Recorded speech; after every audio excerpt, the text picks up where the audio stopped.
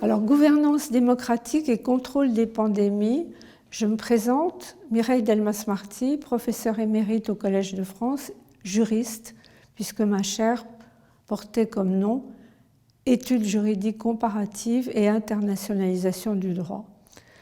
Je veux parler de la gouvernance démocratique. Or, la démocratie, c'est ce qui relie la santé, entre guillemets, du politique à l'état de droit et aux droits de l'homme.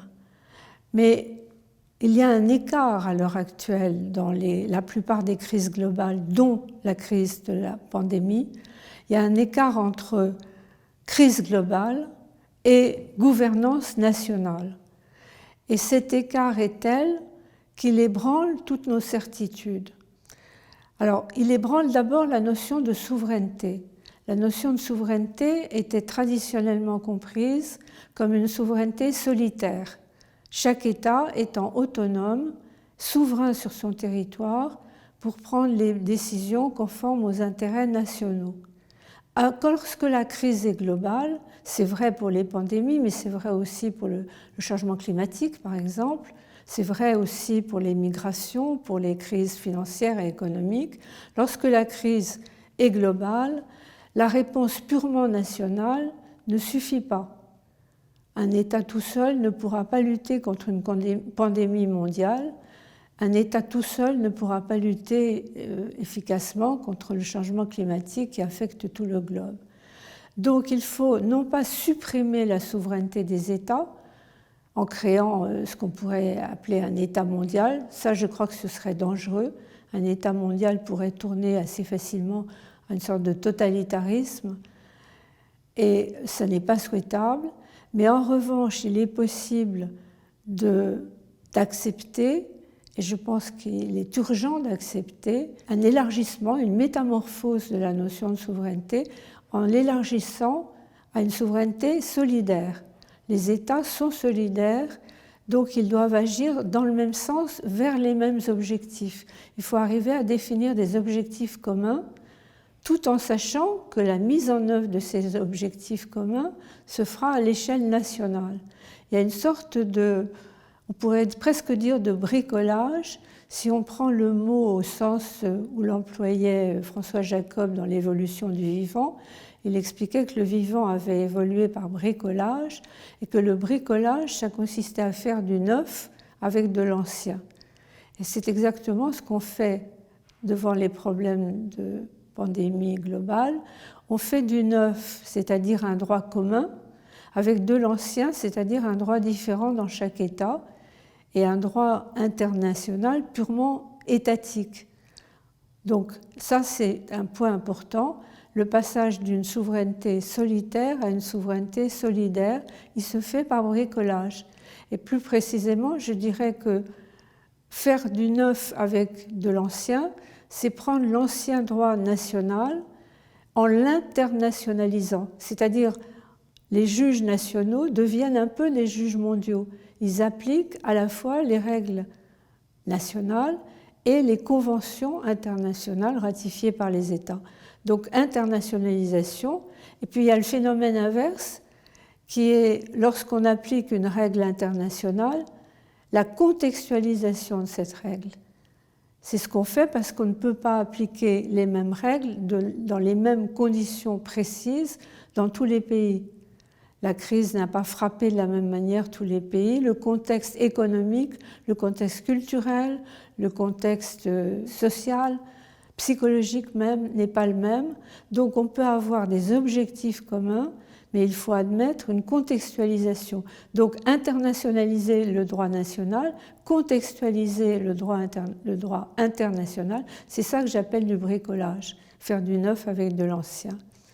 Alors cela étant, cette évolution de la souveraineté permet de concevoir un état de droit sans état mondial, un état de droit à l'échelle du monde, sans pour autant être obligé de créer un état mondial.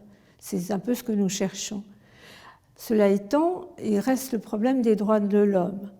Alors les droits de l'homme, ont été conçus essentiellement du point de vue juridique à partir des grandes déclarations du XVIIIe siècle, renouvelées en 1948 par la Déclaration universelle des droits de l'homme. Ce sont des droits qui ont été conçus dans l'esprit, je dirais, de la philosophie des Lumières, c'est-à-dire comme des droits d'un individu émancipé par rapport à sa communauté d'appartenance. Ce sont des droits à dominante civile, politique, et puis progressivement, ils vont s'élargir, et c'est ce qui permettra de traiter les problèmes de santé aussi bien que les problèmes civils et politiques. Ils vont s'élargir progressivement, mais ça veut dire qu'il faut introduire à côté des libertés individuelles des solidarités à l'échelle collective. Et c'est une sorte de mutation de la notion même de droit de l'homme à une vision plus individualiste. Il faut non pas substituer, parce que la vision individualiste, elle reste importante. Il est important, par exemple, face aux pandémies, de continuer à affirmer l'égale dignité de tous les êtres humains, c'est-à-dire l'interdiction de traitements déshumanisants. Et on a beaucoup dit à certaines occasions que la manière de traiter les mourants, voire les personnes décédées, ou la manière de trier, sans le dire mais en le faisant néanmoins, les personnes contaminées, la manière de les isoler, de tracer les contacts successifs, tout cela pouvait apparaître une contradiction par rapport aux droits individuels. Donc les droits individuels restent essentiels, ne serait-ce que pour affiner le débat. Mais les droits individuels ne sont pas les seuls. On a aussi besoin des solidarités. Alors, solidarité entre les humains, ce sont les solidarités sociales à l'échelle nationale, mais aussi à l'échelle internationale. Et puis surtout, les solidarités entre humains et non humains, mais ça concerne plutôt le domaine écologique, solidarité écologique. Au fond, ce qu'on voit naître, c'est à côté de l'humanisme traditionnel, de l'émancipation de l'individu, un humanisme des interdépendances. Et en matière de pandémie, les interdépendances sont devenues très visibles.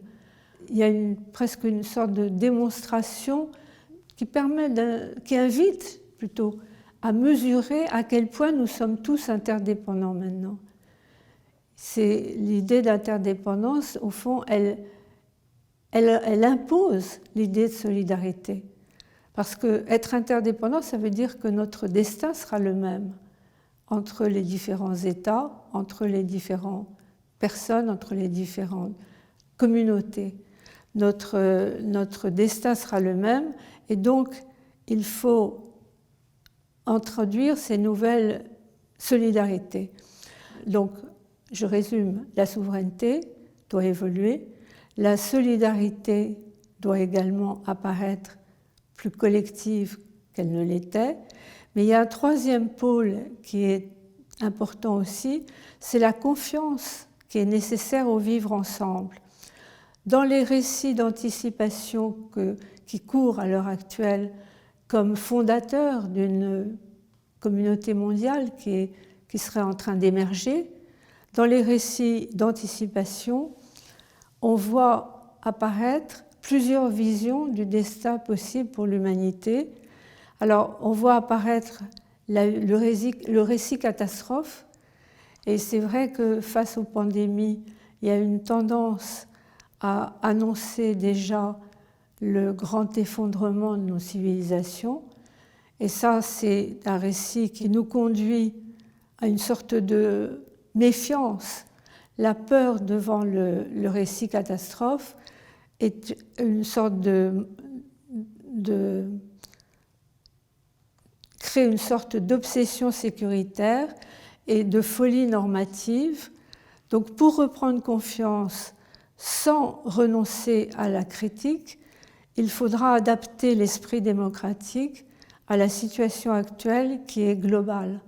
La démocratie a été conçue dans un État-nation, elle doit être repensée à l'échelle globale.